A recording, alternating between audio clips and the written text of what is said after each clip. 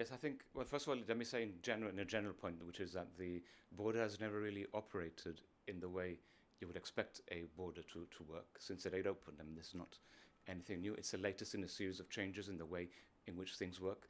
And the unfortunate thing is that these things happen when they happen with no prior announcement or notification to the government, or worse still, to citizens, who are the ones who are going to be affected at the end of the day. So the information that we have is that this morning, before 9 o'clock, the Spanish border authorities decided to apply new protocols at the border.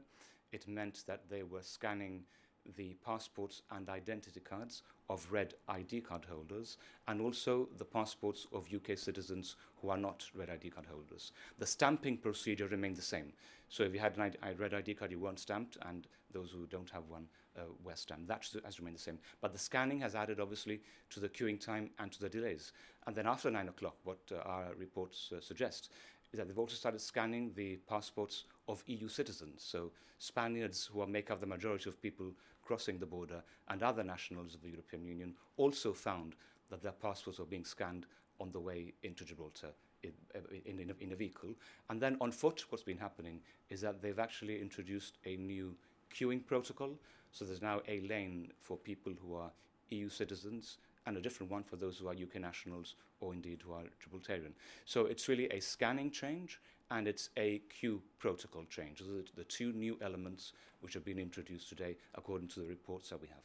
So the implications of the scanning change are obvious. There's more time delays for people with red ID card and passports than there were previously. They'll take longer to cross into Spain and into Gibraltar. What's the consequence of the change in the lanes? Well, the consequence is very clear. This morning we were told in the early morning, before 9 and around that time, there were queues of about 2 hours to come into Gibraltar.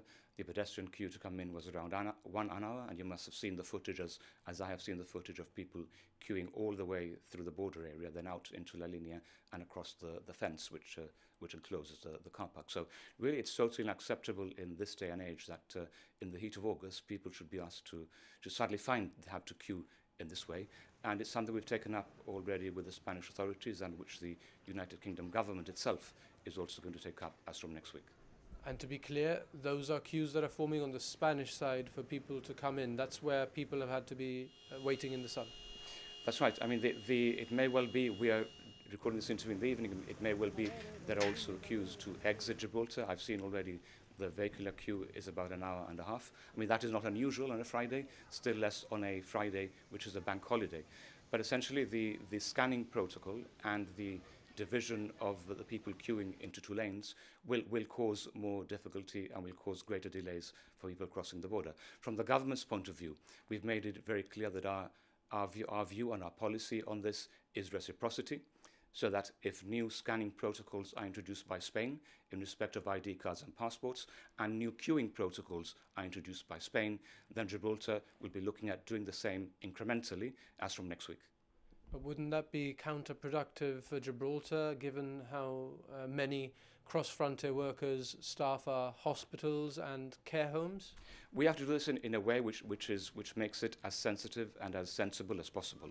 So while I fully understand the point that you're making, I know you will appreciate also there are fundamental issues of principle here. And if I remember correctly, when Sir Peter Caruana was Chief Minister, and something very similar happened, the action the government took at the time was exactly the action that we are proposing to take. So we don't want to go there. We prefer for the situation to de-escalate and for things to revert to the way they were.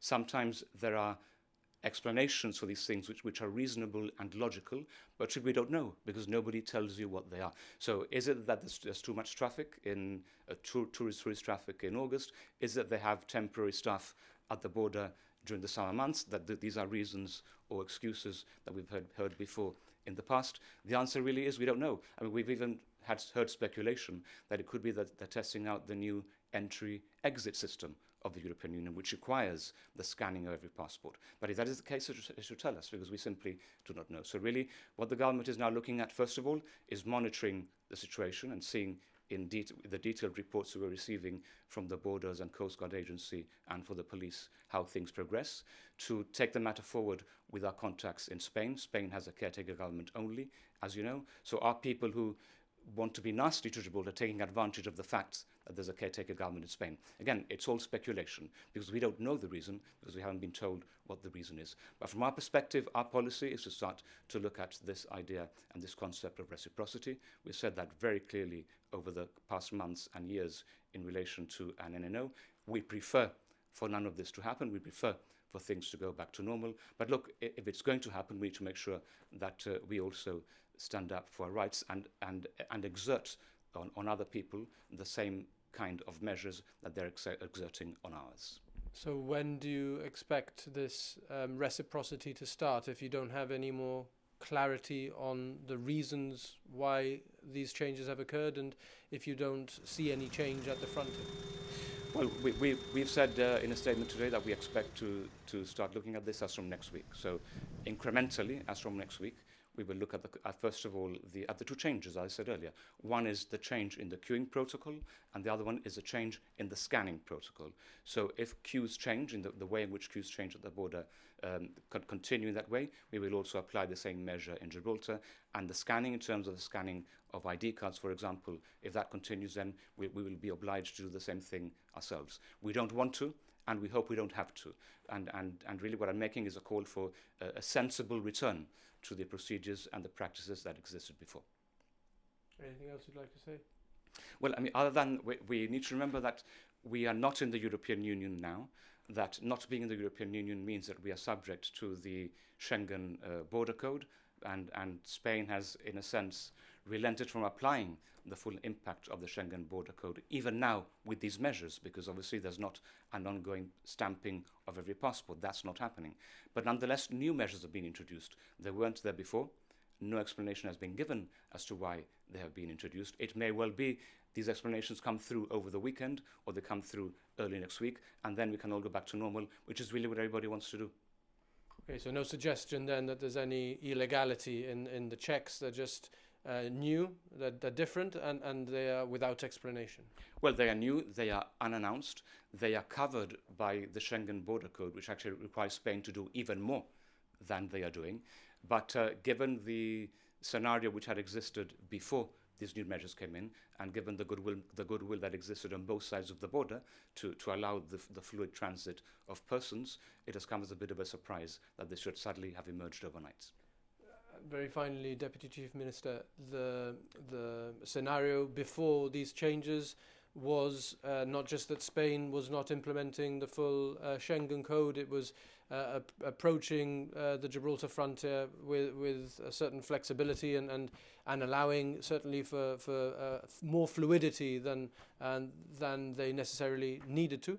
And I think that most people had remarked that it had been a fairly good summer. No, would you agree with that?